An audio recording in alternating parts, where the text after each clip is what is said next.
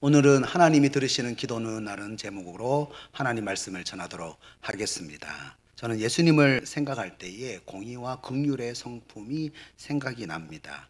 공의는 하나님께서 죄를 미워하시고 진리를 따라서 판단하시는 성품이고요. 겸손은 그 공의를 이루기 위해서 자기 자신을 낮추시고 십자가에 달리시는 예수님의 성품이라고 할 수가 있습니다. 여러분, 공의가 없는 겸손에 대해서 생각해 보셨습니까? 죄에 대해서 기준이 없어요. 그냥 네 하면서 허용하는 것은 겸손이 아니지요. 겸손이 아니라 죄에 대해서 무기력한 타협이라고 할 수가 있습니다. 그렇다면 반대로 겸손 없는 공의에 대해서 생각을 해 보셨습니까? 여러분, 죄에 대해서 기준을 가지고 있습니다. 그런데 스스로 정의를 세우려고 하다가 다른 사람에 대해서 판단하고 비판을 하면서 오히려 자기 자신의 마음이 무너지는 거죠. 그래서 교만한 마음을 가질 때가 정말로 많습니다. 우리는 공의롭지 못한 현실 속에서 분노하고 냉소로 반응을 할 때가 많습니다. 내가 너무나 억울한데 왜 하나님은 가만히 계시는 거지? 세상이 정말로 불합리하고 타락했구나. 이런 더러운 세상을 살아가니까 정말로 행복하지가 않구나. 이런 더러운 세상을 빨리 떠나고 싶다. 이렇게 염세적인 신앙으로 반응을 할 때가 참 많습니다. 그래서 공의에는 반드시 겸손이 함께 있어야 합니다. 공의와 겸손, 이 두 가지가 균형을 잃게 되면은 신앙은 왜곡이 되고 낙심을 하게 됩니다.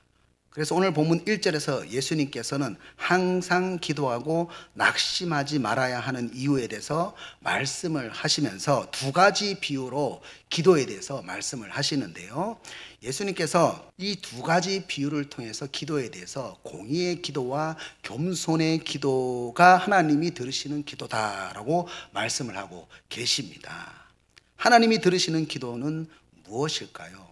첫 번째로 공의의 기도입니다. 2절을 보면은 어떤 도시에 하나님을 두려워하지 않고 사람을 무시하는 한 재판장이 있다고 말씀합니다. 불의한 재판장이죠. 하나님을 두려워하지 않는다고 말을 하지요. 그러니까 유대인이 아닙니다. 이방인입니다. 이방인 출신의 관리라고 할 수 있어요. 당시에 유대는 로마 식민지 치하에 있었지요. 그래서 로마에서 파견되었던 이방인들이 재판을 하는 경우가 정말로 많았습니다. 로마 총독 빌라도도 그런 경우에 해당되지요. 그러니까 로마에서 파견된 이방인이니까 로마 신화를 믿겠죠. 하나님을 믿지 않습니다. 그러니까 하나님을 두려워하지 않습니다. 더군다나 식민지 백성들이 믿는 하나님을 두려워하겠습니까? 식민지 백성이었던 유대 민족들도 어떻게 보겠습니까? 무시하면서 바라보는 거죠. 당시에 로마 관리들은요, 뇌물을 정말로 많이 원했다고 합니다. 재판을 받는데 뇌물을 주면은 재판의 결과를 좋게 하는 거죠. 사도행전 24장 26절을 보면은요, 로마 총독이었던 벨릭스가 바울에게 무엇을 바라고 있었습니까? 동시에 또 바울에게서 돈을 받을까 바라는 거로 더 자주 불러 같이 이야기하더라. 당시에 예루살렘 교회에 큰 기근이 생겼습니다. 그래서 바울이 이방 교회들을 순회하면서 많은 구제 헌금을 모금을 했어요. 그러니까 벨릭스 총독이 바울에게 돈이 있다고 생각을 했습니다. 그래서 벨릭스 총독은 바울의 재판 결과를 좋게 해줄 테니까 뇌물을 달라고 요구를 했습니다. 이것을 볼 때에 당시 로마 관리들이 행하는 재판에서 정말로 많은 뇌물이 오갔다는 것을 우리가 알 수가 있습니다. 그런데 3절 초반절을 보면은 재판장에 선 대상이 누구입니까? 그 도시에 한 과부가 있어, 이렇게 말하지요. 유대인 중에서 과부입니다. 여러분, 유대인들도 로마 관리들은 식민지 백성이라고 무시했는데 당시 과부는요, 유대인 중에서도 사회적인 약자였기 때문에 더 무시하는 거죠. 사회적인 약자였기 때문에 억울한 일을 당할 때가 정말로 많았다고 합니다. 지난주에 말씀을 드렸지만 하나님께서는 이렇게 사회적인 약자였던 나그네와 고아와 과부를 특별히 더 보살피고 돌보시기를 원하시죠. 그런데 하나님을 두려워하지 않잖아요, 로마 관리들은. 그러니까 식민지 백성이었던 유대인들도 무시하는데 과부는 어떻겠습니까? 여러분, 과부에게서 뇌물이 나올 수가 있겠습니까? 절대로 없잖아요. 나에게 이익이 되지 않잖아요. 그러니까 이 불의한 재판장이 과부에 대해서 벌레 취급하는 거예요. 사람 취급하지 않는 겁니다.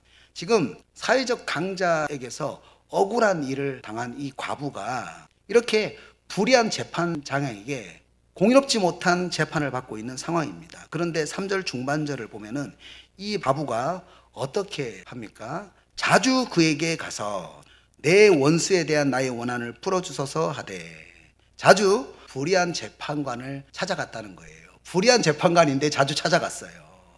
자주 가봤자 뇌물도 주지 않는 과부의 말을 들어주려고 하겠습니까? 그래서 4절을 보면은 이 불의한 재판관이 얼마 동안은 듣지 않는 모습을 보여줍니다. 얼마 동안 듣지 않았어요. 그런데 이 과부가요, 포기를 모릅니다. 자주 불의한 재판관을 찾아오는 거예요. 그러니까 4절을 다시 보면은 불의한 재판관이 뭐라고 말을 합니까? 내가 하나님을 두려워하지 않고 식민지 백성이 유대인 또 무시하는 그런 사람이지만 5절에서 이 과부가 나를 너무나도 괴롭게 한다. 시위를 한다. 이 과부 때문에 도저히 업무도 안 되고 못 살겠다. 그래서 불의한 재판관은 이 과부의 요청을 들어주게 됩니다. 우리는 이 비유를 들으면서 무조건 하나님께 기도할 때에 매달리면은 하나님이 응답해 주시겠지, 이렇게 해석을 할 때가 많습니다. 정말로 하나님께 기도 응답해 달라고 매달리면, 계속 끈질기게 요청을 하면 하나님께서 모든 기도를 다 들어주십니까? 야고보서 4장 3절을 보면은요, 구하여도 받지 못함은 종력으로 쓰려고 잘못 구하기 때문이라. 하나님은 나의 욕심만을 위해서, 나의 탐심을 위해서, 나의 이기적인 목적만을 위해서 구하면 받지 못한다고 분명히 말씀을 하셨어요. 여러분, 하나님께서 왜 종력을 위해서 구하는 기도에 대해서 전혀 응답을 하지 않을까요? 우리에게 독이 되기 때문입니다. 누가복음 11장 11절에서 12절을 보면은요, 아버지가 어떻게 뱀을 줄 수가 있느냐, 정갈을 줄 수가 있느냐. 여러분, 3살짜리 아이가 칼을 제대로 사용하지 못합니다. 그런데 계속 칼을 달라고 해요. 그러면은 부모가 그 아이에게 칼을 사용하라고 줄 수가 있습니까? 못 주는 거예요. 그래서 하나님께서는 이기적인 기도, 나의 탐욕을 구하는 기도가 나에게 해가 되기 때문에 이런 잘못된 기도에 대해서는 응답하시지 않는 거예요. 그렇다면 이 과부의 기도에 대해서는 왜 응답을 하셨을까요? 5절 중반절을 한번 보십시오. 불의한 재판관이 이렇게 말합니다. 내가 그 원한을 풀어주리라. 과부가 억울한 원한을 가지고 있었어요. 그러니까 불의한 재판관은요, 과부가 계속 찾아와서 괴롭히니까 과부의 그 억울한 원한을 풀어주기 위해서 단 한 번 공의로운 재판을 진행했습니다.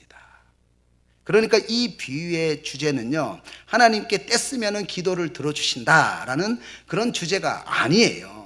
뇌물을 받으면서 하나님을 두려워하지 않고 사람을 무시했던, 재판을 우습게 여겼던 불의한 재판관도 과부가 계속 내 원한을 풀어달라고 계속 공의로운 재판을 요청을 하니까 단 한 번 공의로운 재판을 진행을 하게 되는데, 7절 말씀이죠. 하물며 하나님은 공의로운 성품을 가지고 계신 하나님이시잖아요. 하물며 공의로운 하나님께서 밤낮 부르짖는 택한 자들의 원한을 풀어주지 아니하시겠느냐, 그들에게 오래 참으시겠느냐. 하나님의 공의의 성품을 믿으라는 거예요. 8절에서 속히 그 원한을 풀어주시지 않겠느냐, 이런 의미의 말씀이에요.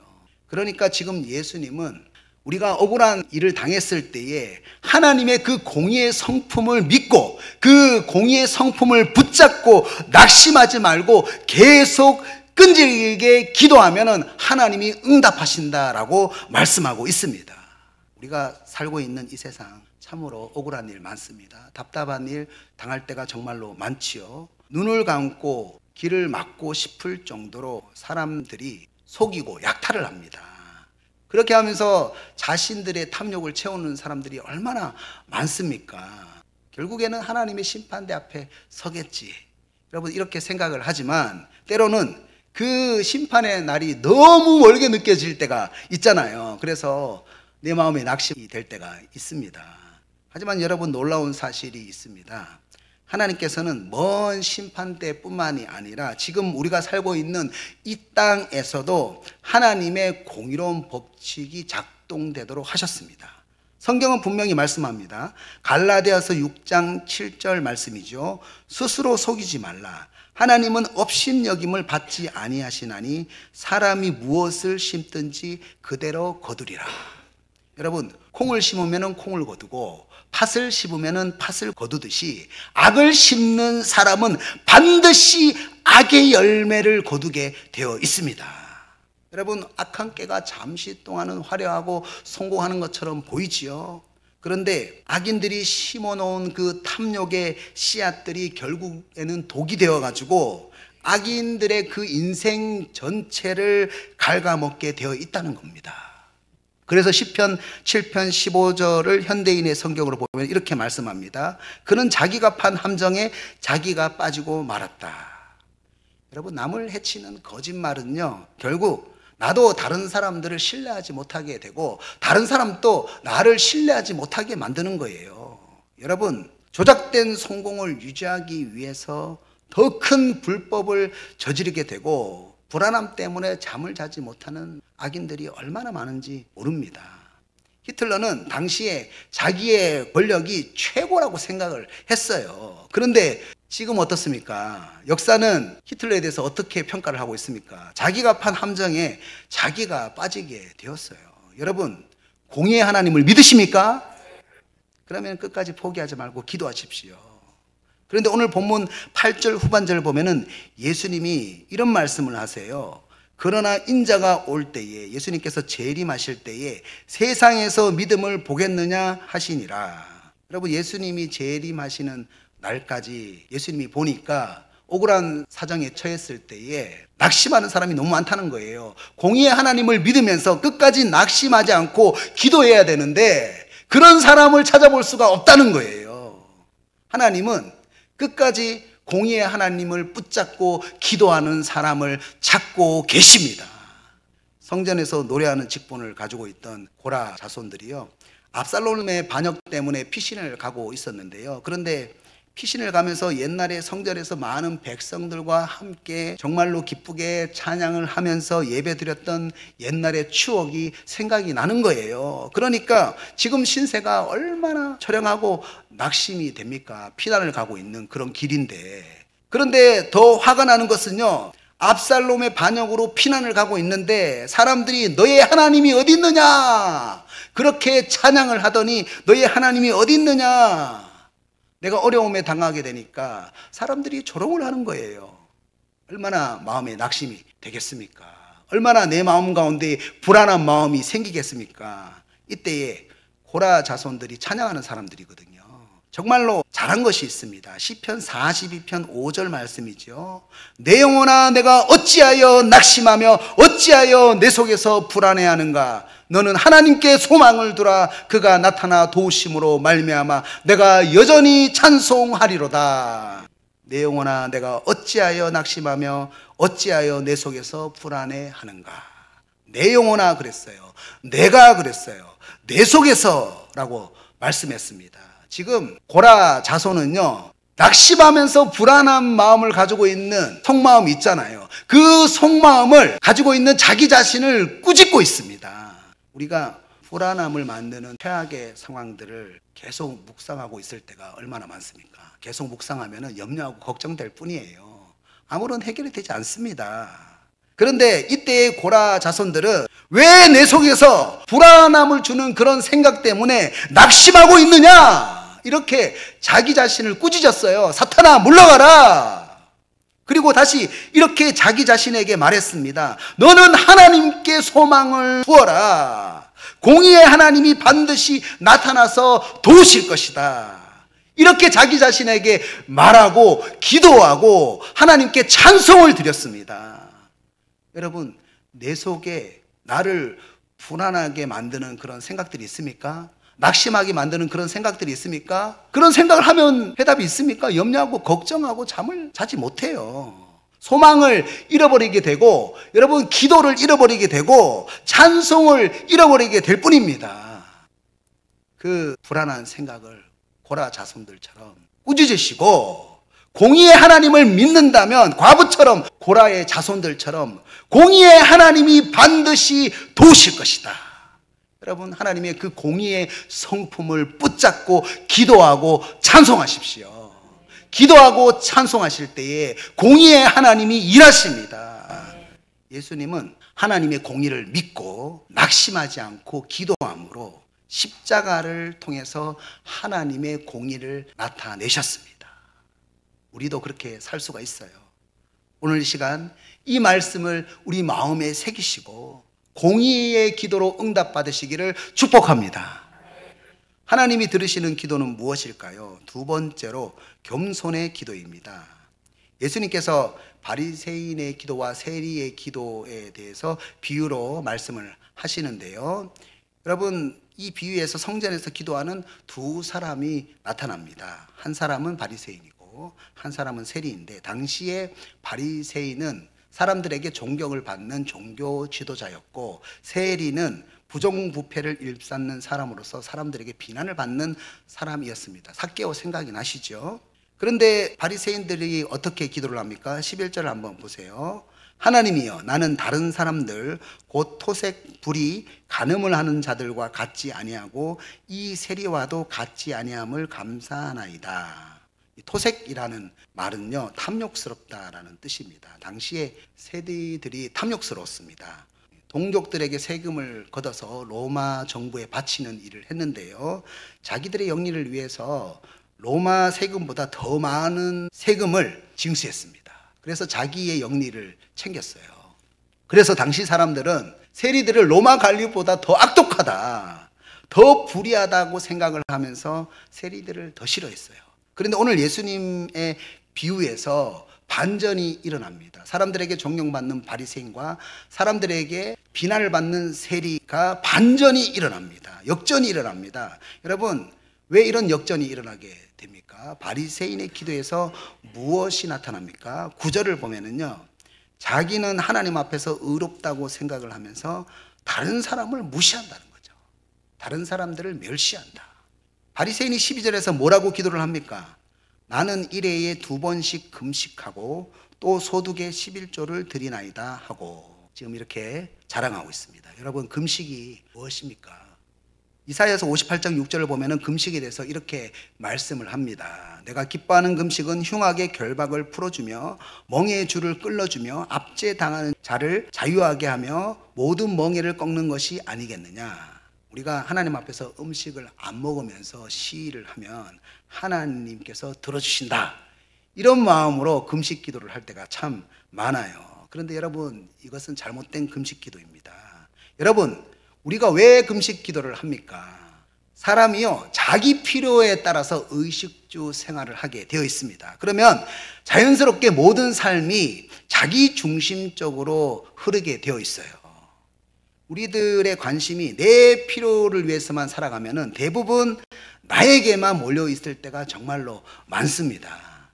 그러니까 금식 기도는 뭐냐면은 나의 필요를 위해서 그 관심을 가졌던 모든 생활을 절제하면서 죄의 멍에의 줄에 매여 있고 죄의 압제를 당하는 사람들을 생각하면서 가난한 마음을 가지기 위해서 금식 기도를 하는 거예요. 어려운 사람들에 대해서 긍휼한 마음을 가지기 위해서 금식 기도하는 거예요. 하나님 나라를 더 생각하는 마음을 가지기 위해서 금식 기도하는 거예요. 그런데 우리들은 금식 기도를 어떻게 생각하고 있습니까? 금식 기도를 가난한 마음을 가지기 위해서 금식 기도하는 것이 아니라 나의 탐심과 욕심을 이루기 위한 시위의 수단으로 사용할 때가 너무 많아요. 여러분, 오늘 바리새인은 가난한 마음을 가져야 되는 그 금식 기도를 오히려 신앙의 자랑거리로, 다른 사람을 무시하는 나의 신앙의 공로로 사용을 하고 있습니다. 또 11조도 바리새인이 자랑거리로 내세웠는데요. 여러분, 11조가 무엇입니까? 내 인생의 주인은 하나님이십니다. 내 인생은 오직 하나님 나라를 위해서 사용되기를 원합니다. 하나님의 교회를 위해서, 하나님의 교회에서 많은 사람들을 돌보기 위해서 사용되기를 원합니다 라는 고백으로 주님 앞에 드리는 것이거든요.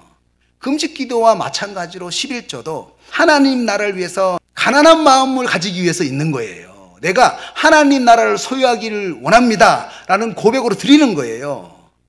그런데 이 바리새인은 금식과 11조를 나의 신앙의 공로를 나타내는 수단으로 사용을 했습니다. 바리새인의 기도에는요, 가난한 마음이 아니라 자기를 찬양하는 냄새가 났어요. 기도가 하나님께 향하지 않고 하나님 나라를 향하고 있지 않고 자기의 의를 내세우는 무대가 되었습니다. 그래서 자기의 신앙의 업적을 찬양하면서 다른 사람들을 무시하고 있습니다. 내가 교회에서 얼마나 주님께 많은 것을 드렸는가, 얼마나 주님께 좋은 것을 드렸는가, 내가 얼마나 많은 시간을 기도했는가, 내가 얼마나 많은 시간을 봉사와 헌신을 드렸는가, 이렇게 신앙의 업적을 내 입으로 찬양을 하고 있는 거예요. 여러분, 내가 드리는 헌신과 기도가 만약 다른 사람들에게 내 신앙의 업적을 내세우기 위한 수단이 되고 자랑이 되고 공로가 된다면 그 신앙은 절대로 하나님을 위한 것이 아닙니다. 그 신앙은 나를 위한 거예요. 나를 높이기 위한 수단입니다. 그래서 오늘 예수님께서 이 비유를 말씀하시고 높이지 말라고 하잖아요. 오늘날 많은 신앙인들은요, 사람들에게 인정을 받기 위해서 종교적인 업적을 쌓기 위해서 정말로 많은 노력을 합니다. 그런데 사람들이 자기의 가치를 인정해 주지 않을 때가 있는 거거든요. 그러면은 내가 가지고 있는 신앙적 노력의 우월함을 통해서 남을 깎아내리고 자기를 정당화하려고 할 때가 정말로 많습니다. 나는 이렇게 신앙적 노력을 했는데, 이런 우월함을 가지고 있는데 당신은 무엇이냐, 이렇게 정죄하는 거죠. 여러분, 왜 신앙이 필요합니까? 하나님을 사랑하고 이웃을 사랑하기 위해서, 바로 하나님 나라를 위해서, 가난한 마음을 가지기 위해서 신앙이 필요합니다. 여러분, 신앙이 업적으로 변하면은요, 하나님께 드리는 그 헌신의 업적에 따라서 모든 우리의 헌신을 비교하게 되는 함정에 빠지게 됩니다. 이렇게 해야만 하나님께서 기뻐 받으신다는 그런 기준을 내가 만들게 돼요. 그리고 그렇게 하지 않을 때는 정죄하게 되는 거죠. 이것이 뭡니까? 바로 바리새인이 가지고 있었던 율법주의였습니다. 여러분, 사람은 외모를 보지만 하나님은 중심을 보십니다. 그런데 자꾸 겉모양에 힘쓰면서 헌신의 업적에 따라서 비교를 하는 거죠. 11절 말씀 보면은 바리새인이 뭐라고 말합니까? 나는 저 세리와 같지 않음에 감사한다고 말하는데요. 여러분, 비교를 하면서 감사를 하고 있습니다. 여러분, 이런 바리새인의 태도는요, 자기의 거대한 업적만을 하나님께서 받으신다는 잘못된 비교 감사이고요, 착각입니다. 여러분, 무엇이 하나님께 최고의 것으로 드리는 것일까요? 여러분, 하나님은 화려하지 않는 과부의 두 렙돈을 가장 기쁘게 받으셨습니다. 하나님은 외모를 보지 않고 우리의 중심을 받으십니다. 하나님은 화려하지 않아도요, 가난한 마음을 가지고 서로 위해주는 헌신을 기쁘게 받으십니다. 저는 그래서 우리 교회가 그런 교회가 됐으면 좋겠어요. 화려하지 않아도 서로를 위해주고 서로를 사랑하는 그런 헌신, 하나님께 기쁘게 받으시는 그런 향기로운 헌신이 우리 교회에 가득했으면 하는 마음을 가지고 기도하고 있습니다. 여러분, 세리는 어떻게 기도를 했습니까? 13절을 보면은요, 세리는 멀리 서서 감히 눈을 들어 하늘을 쳐다보지도 못하고 다만 가슴을 치며 이르되 하나님이여 불쌍히 여기소서, 나는 죄인이로소이다 하였느니라. 여러분, 세리는 하나님 앞에서 자기를 불쌍히 여겨달라고 기도를 하고 있어요. 여러분, 겸손은 기술이 아니라 정체성의 문제예요. 겸손은 기술이 아니라 정체성의 문제예요. 그래서 겸손은 그저 겉모습을 도덕적으로 낮추는 그런 기술이 아니라 하나님 앞에서 내가 누구인지를 아는 것이 바로 겸손입니다. 세리는 하나님 앞에서 내가 어떤 존재인지 알았습니다. 나는 주님의 긍휼이 없이는 전혀 살 수 없는 존재다. 여러분, 우리 마음은요, 한시라도 주님에게 붙잡혀 있지 않으면요, 죄가 들어옵니다. 언제든지 죄로 물들 수 있는 것이 우리의 마음이에요. 그래서 하나님께서 받으시는 그런 가난한 마음을 가지고 있는 기도는요, 나의 완벽한 신앙의 모습을 자랑하는 기도가 아니라 하나님의 긍휼이 없으면은 나는 한시라도 살 수가 없습니다. 죄를 이길 수가 없는 죄인입니다. 이렇게 부서진 마음을 가지고 드리는 겸손의 기도를 하나님께서 받으신다는 거죠. 여러분, 기도는 나의 업적을 나타내는 수단이 아니라 부서진 마음으로 주님 앞에 드리는 자기 진단입니다. 여러분, 나의 신앙생활이 업적과 교만이 되어갈 때에 다시 세리의 기도의 자리에 서십시오. 혹시 어떤 마음으로 신앙생활을 하고 있습니까? 신앙이 나를 나타내는 수단입니까? 아니면 가난한 마음을 가지기 위한 영적 전쟁입니까? 여러분, 신앙은 가난한 마음을 가지기 위한 영적 전쟁이에요. 그래서 주님 앞에 긍휼히 여겨 주십시오. 기도하면서 나가는 거예요. 주님, 오늘 우리에게 묻고 계십니다. 여러분, 가난한 마음을 가지기 위해서 영적 전쟁을 하고 계십니까? 오늘 이 시간 이 말씀을 여러분 마음에 새기십시오. 그리고 겸손의 기도로 응답받으시기를 축복합니다. 이제 말씀을 적용하겠습니다. 하나님은 사랑이시지만 죄에 대해서 그냥 넘어가실 수 없는 공의의 하나님이십니다. 그래서 그 죄에 대한 심판을 우리가 아니라 예수님이 대신 십자가 위에서 받게 하셔서 하나님의 공의를 충족하셨습니다. 하나님의 공의를 이루셨습니다. 또 예수님은 성자 하나님이시지만 우리의 죄를 위해서 십자가를 지시는 겸손의 모습을 보여주셨습니다. 그래서 여러분, 우리가 예수님의 십자가를 볼 때에 하나님의 공의와 그리고 겸손의 모습을 동시에 볼 수가 있습니다. 여러분, 십자가 위에 보여주신 하나님의 공의와 겸손, 이 두 가지의 균형을 잃으면은요, 신앙은 왜곡됩니다. 공의 없는 겸손은요, 무기력한 타협이 됩니다. 겸손 없는 공의는 판단과 정죄와 교만에 빠지게 됩니다. 하나님이 들으시는 기도가 되려면 어떻게 해야 할까요? 첫 번째로 공의의 기도를 해야 합니다. 하나님께 떼쓴다고 해서 하나님이 모든 기도를 응답해 주시지 않습니다. 내 탐욕을 하는 기도가 나에게 독이 되기 때문에 하나님이 응답해 주지 않아요. 여러분, 어떻게 부모가 아이에게 뱀과 전갈을 줄 수가 있겠습니까? 우리는 어떻게 기도해야 됩니까? 하나님의 공의의 성품을 붙잡고 믿음으로 기도를 해야 합니다. 여러분, 억울함 가운데 있습니까? 분명하게 내가 내 자신에 대해서 묵상할 때 나는 정말로 억울한 것 같아요. 그러면은요, 공의의 하나님을 믿음으로 기도하십시오. 끈질기게 하나님을 붙잡고 기도하십시오. 내 속에서 불안해하는 그 내면의 소리를 꾸짖으면서 물리치십시오. 그리고 오직 공의의 하나님께 소망을 두면서 공의의 하나님께서 도와주실 것이다, 이렇게 믿음으로 끈질기게 기도하십시오. 두 번째로 겸손의 기도를 해야 합니다. 여러분, 신앙이 업적으로 변하면은요, 하나님께 드리는 헌신의 업적에 따라서 비교하게 되는 율법주의의 함정에 빠지게 됩니다. 신앙이 나를 보호하고 증명하는 수단이 되면 안 됩니다. 우리는 내가 했던 신앙적 노력의 우월함을 통해서 남을 깎아내리고 자기를 정당화하는 바리새인처럼 되면 안 됩니다. 하나님을 사랑하고 이웃을 사랑하기 위해서 바로 가난한 마음을 가지기 위해서 신앙적인 훈련을 해야 합니다.